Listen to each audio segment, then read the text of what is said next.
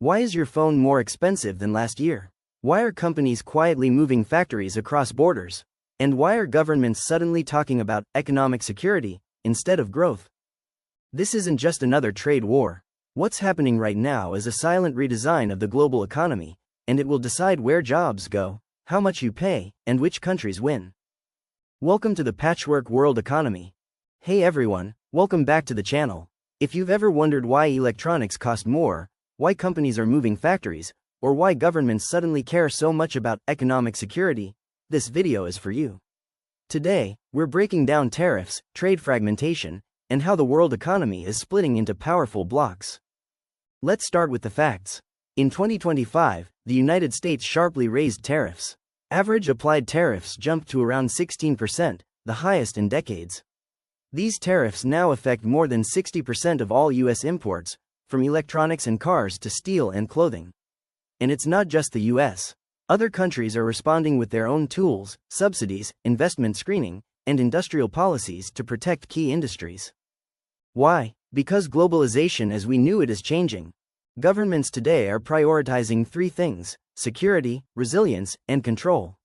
After COVID, wars, and supply chain shocks, countries don't want to depend on distant suppliers for critical goods like chips, medicines, or energy. This shift is called economic nationalism, and tariffs are one of its strongest tools.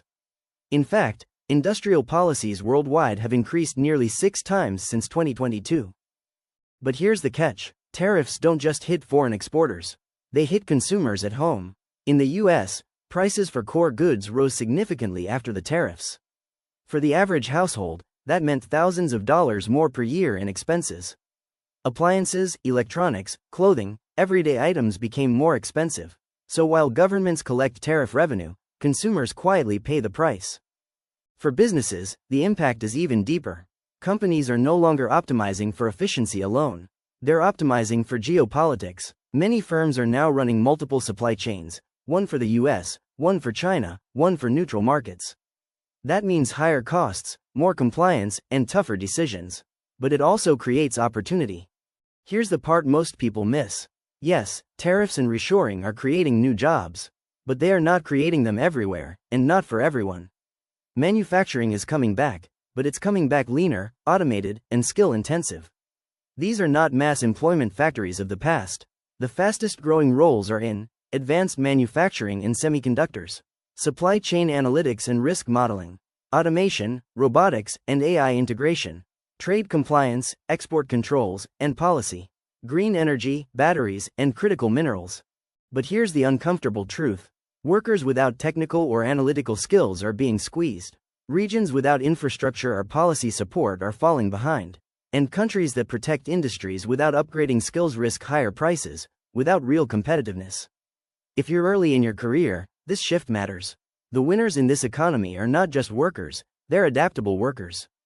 Skills in data, logistics, engineering, policy, and geopolitics are no longer niche.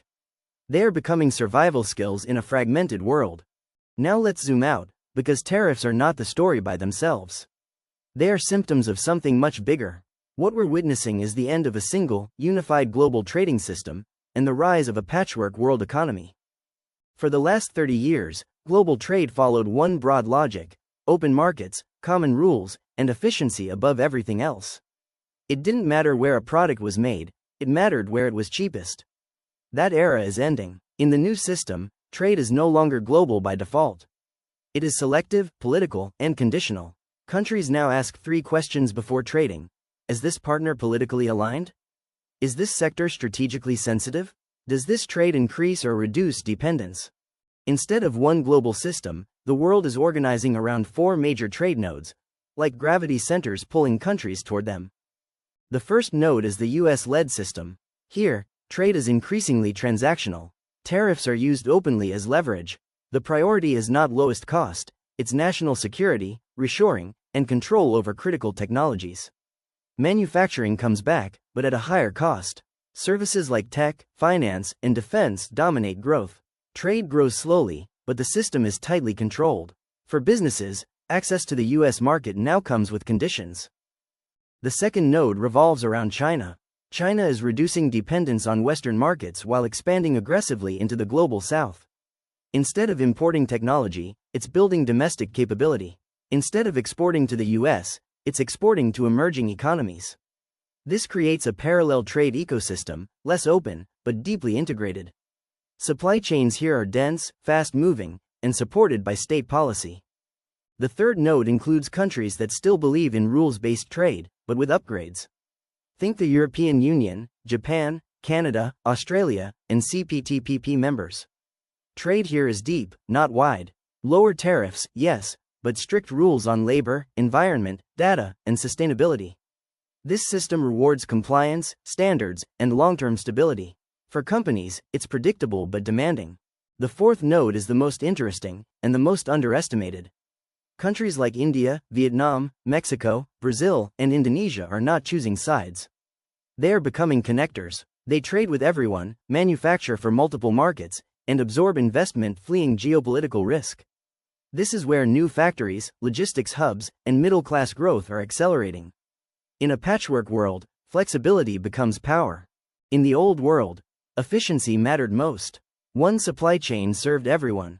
Politics stayed mostly outside trade. In the patchwork world, resilience matters more than efficiency. Companies run multiple supply chains. Politics is embedded in every trade decision. Trade doesn't disappear, it reorganizes. This fragmentation increases costs, slows growth, and raises volatility. But it also creates new winners, countries that can act as bridges. Workers with technical and geopolitical skills. Firms that adapt early. The world isn't deglobalizing.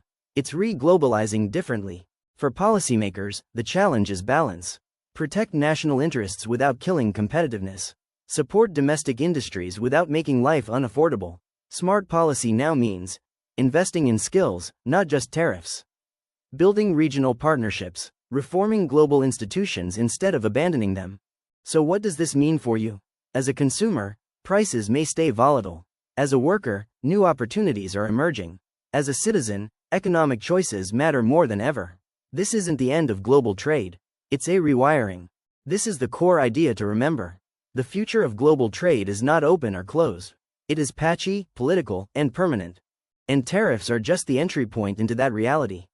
If you want to understand how global decisions affect everyday life, from jobs to prices to power, subscribe to the channel. Drop a comment below. Do you think this new trade order will help or hurt ordinary people? See you in the next one.